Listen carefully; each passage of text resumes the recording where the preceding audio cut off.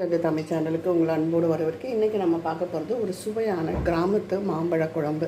ரொம்ப டேஸ்ட்டாக இருக்கும் பாருங்கள். இது வந்து ஃபுல்லாக பழுக்கல ஆரமாங்காய் தான். பழுத்த மாம்பழமாக இருந்தாலும் ரொம்ப நல்லாயிருக்கும். இது கொஞ்சம் இனிப்பும் புளிப்பும் சேர்ந்த மாதிரி எடுத்துக்கோங்க. இப்போ வந்து தாளிச்சிடலாம். இப்போ பார்த்திங்கன்னா மண் சட்டி வச்சுருக்கேன். ரொம்ப ஈஸியாக செய்யக்கூடியது, சுவையும் அட்டகாசமாக இருக்கும். இப்போ ஒரு மண் சட்டி வச்சுருக்கேங்க. கடுகு,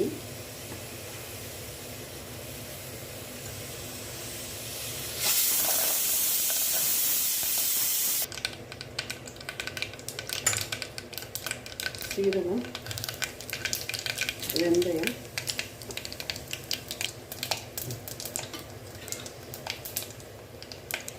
பூண்டு ஒரு 5-6 பூண்டு போட்டுக்கலாம்.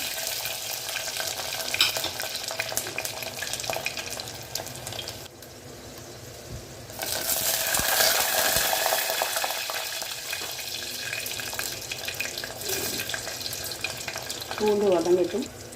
இந்த பக்கம் 10 வெங்காயம், பூண்டு அரைவேக்காடாக வெந்துட்டோம். 10 வெங்காயம்,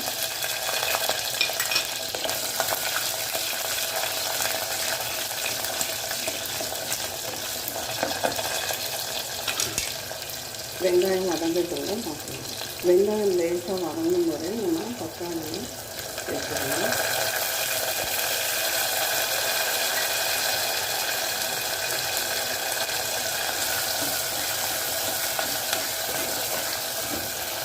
தக்காளியை நல்லா வதங்கி கொடுத்துட்டும் பார்க்கலாம்.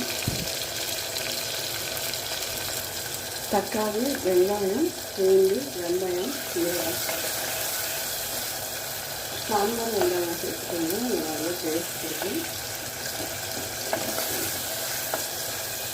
நல்லா இந்த நல்லெண்ணெயில் காணுங்க.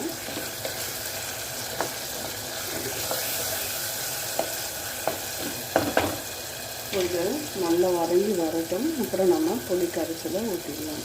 தக்காளி நல்லா மசியட்டும் பார்க்கலாம். இப்போ பார்த்தீங்கன்னா தக்காளி நல்லா மசிஞ்சு எடுத்தாச்சு. இப்போ அடுப்பை ஃபில் பண்ணிட்டு 1 ஸ்பூன் சாம்பார் பொடி,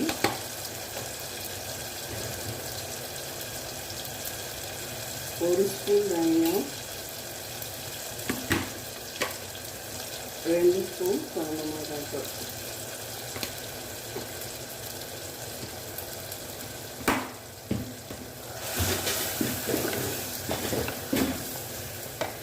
இப்போ இதோடைய நம்ம புளி கரைச்சல் சேர்த்துடலாம்.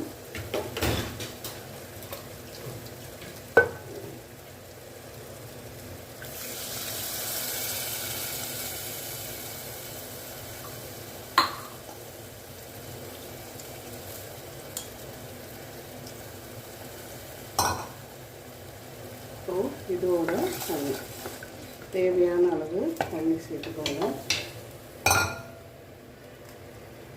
இந்த குழம்புக்கு தேவையான தண்ணி, அதுக்கப்புறம் சால்ட்.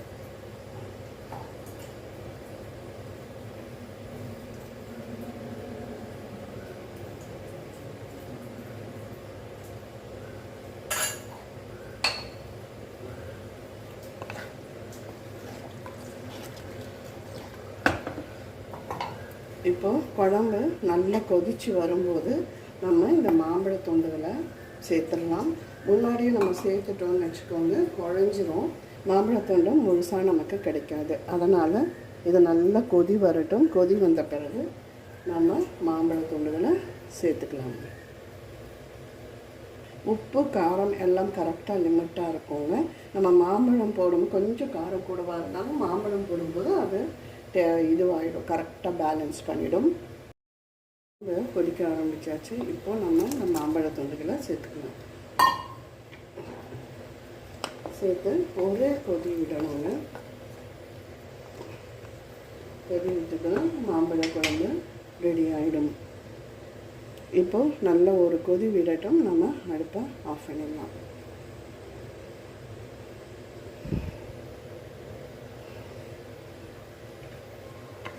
இப்போ உப்பு காரம் எல்லாம் பார்த்துக்கோங்க. ரொம்ப சுவையாக இருக்கும். எல்லாம் இட்லி, தோசை, தயிர் சாதம் எல்லாத்துக்கும் தொட்டு சாப்பிட்லாங்க. தயிர் சாதம் வச்சுட்டு அதில் ஊற்றி சாப்பிட்லாம். நல்லெண்ணெய் விட்டு சாதம் பிசைஞ்சு அதிலையும் இதை ஊற்றி சாப்பிட்லாம். கண்டிப்பாக வித்தியாசமான சுவையில் இருக்கும். ட்ரை பண்ணி பாருங்கள். இது இப்போ வந்த குழம்புல நம்ம கிராமத்தில் செய்யக்கூடிய குழம்பு தான் இது. நல்லா கொதி வரட்டும், நம்ம பார்க்கலாம். இப்போ பாருங்கள், மாம்பழம்லாம் வெந்து ரெடியாக இருக்குது.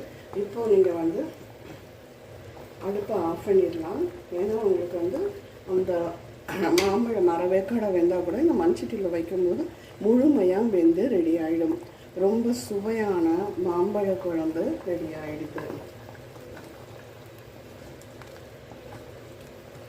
இந்த மாதிரி பெருசு பெருசாக போட்டால் தான் நமக்கு எடுத்து பரிமாற நல்லாயிருக்கும். கண்டிப்பாக இந்த வீடியோ பிடிச்சிருந்தால் லைக் பண்ணுங்கள், ஷேர் பண்ணுங்கள், சப்ஸ்கிரைப் பண்ணுங்கள், கமெண்ட் பண்ணுங்கள். நன்றி, வணக்கம். நான் அடுப்பு ஆஃப் பண்ணிட்டேன். ஆனால் மாம்பழ குழம்பு